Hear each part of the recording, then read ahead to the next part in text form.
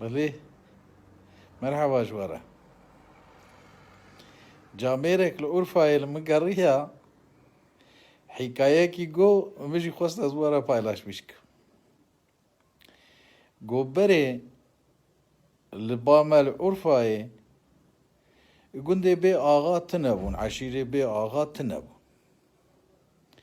إجا آغا كي قندكي جو رحمت كير زارو شيشيتنن أو قند ما بي آغا إجا جو يكي ويانق هبو هات شوي قندي قمقمكي قعويجي كريه تدي آغاي عرفاي قعويد قرينن وفنجان ونظام تشيكو تشتيويجي بيرانه مالك يبو ميوان السلام عليكم عليكم السلام قلت ما ياو آغاي في قندي تنيه از میوانم هرم مالاوی گولا آقای ما رحمت کریه زارو که ویتنن جامعه کی گو کرم کوور مالام دوی چو مالاوی گو اون به آقانه ما به آقاتی دوی گو اری والله به آقانه آقای ما رحمت کریه و زاره ویتنن و به آقان دوی گولا از آقامه آقای ایلا کوچرامه لزوزانا توفان هات اعلام پیدا چویو وجی پریشان بوم مینا دینا کتم سری ری هاتم برده در کتم گوحیرا ولا مجی دخواست انسانی که اصالت لی آغا بی گنده ما ام بی بشرف ون هما بی آغای ما گویانی ویانق بو آغای وان و تار داوی سروان او مال کرش خوره او زنگین بو جا گندیا نوا گندیا دا خبر دو بتینه و گند کس یک ناچو بایک دوی روزه کی خبر آقای عشیره که رشاند گوت میوانه منی فلان روزه هفته آورت میوانه منی گو سر چواره دوی حقیقی آقا هات چو مالاوی گوی خدار عبون رو نشتان دناوی گندی حوا کو درته درفاب ایدنی را تشتک خبر داده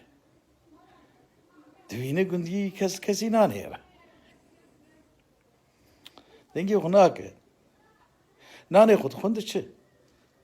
ده چه گاوا کو سوار دوین لحسپا وی هر انجیره دوی او هفتیا ورت میوانه منی دوی سر چواره دوی هفتی تی ایجا او آغای سختت چه مالا آغای حقیقی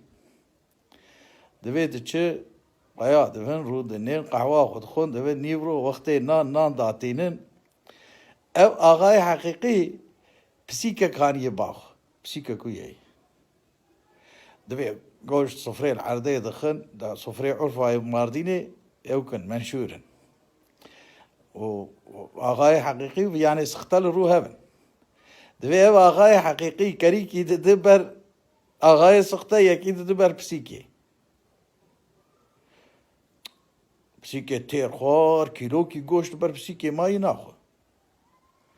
دوی او آغای سخته شیره گو حیلت تا نخوار تا گوشتی پارا خوشی تب دامنو پسیکه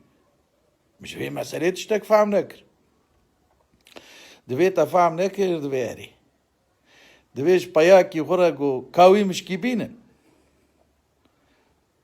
دوي مش كهانين اوا بردا بسيكي خب بلند كرل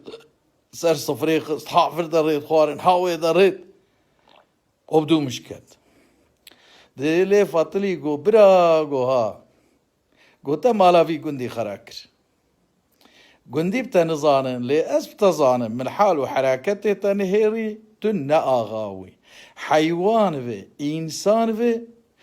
آما جاوي خودش بوي تشتكي يارات مشكري اف يعني قويرة واتي و فصادية نوابي قندي دانك خودي قندي بتبحسن عيشة تنخوشها مجبر براوي